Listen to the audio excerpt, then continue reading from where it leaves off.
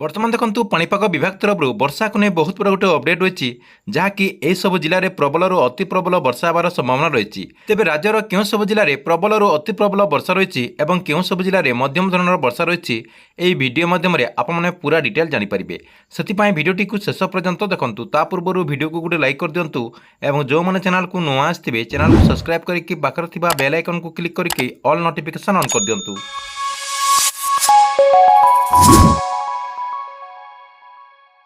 बर्तमान देखु भुवनेश्वर आंचलिक पाणीपाग विभाग तरफ आगामी 5 दिन क्यों सब जिले में वर्षा रही से नहीं पाणीपाग विभाग तरफ बहुत बड़ गोटे सूचना जारी जहाँकि कहुई सब जिले में प्रबल वर्षार संभावना रही। गंजाम गजपति कंधमाल रायगढ़ और सुंदरगढ़ जिले में आज प्रबल वर्षा होवर नहीं पाणीपाग विभाग तरफ आकलन कर 28 तारिख में दक्षिण ओडिशा में प्रबल वर्षा होवार संभावना रही।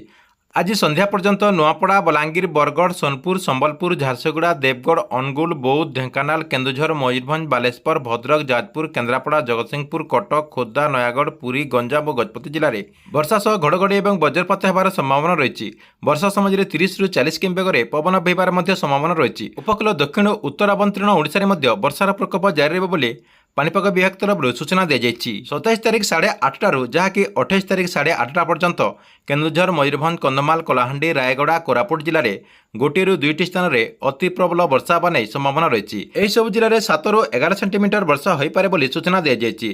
ता सहित बालेश्वर भद्रक जाजपुर केन्द्रापड़ा जगतसिंहपुर कटक खोर्धा नयागढ़ पुरी गजपति जिले में केतेक स्थान में घड़घड़ी सह वज्रपात होवार संभावना रही। यही सब जिले में घंटा प्रति 30 ରୁ 40 किमी बेगर पवन बहीपारे बोली सूचना दी जाएगी।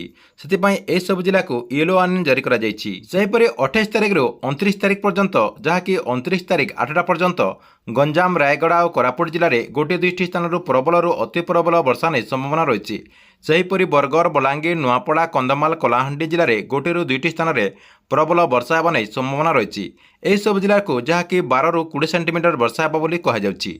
तेणु विभाग पक्षर यही सब जिला को येलो वार्निंग जारी कर 28 तारिख सकाल 8:30 ରୁ 29 तारिख 8:30 पर्यंत रायगढ़ कोरापुट गंजाम गजपति नवरंगपुर कलाहांडी मालकानगिरी में प्रबल वर्षा होगा नहीं अपडेट रही। एपरिक 12 ରୁ 20 सेंटीमीटर वर्षा होवार संभावना यही सब जिला को येलो वार्निंग जारी कर ओडिशा आंचलिक पाणीपाग विभाग तरफ आसीथिबा बहुत बड़ गोटे अपडेट। आपनक वीडियो केमती लागला कमेंट बॉक्स रे निश्चय गोटे कमेंट करेंगे और गवर्नमेंट जेकोसी नुआ योजनार अपडेट आपने सर्वप्रथम देखा चाहते यही चैनल टी को आप रेगुलर देखुता।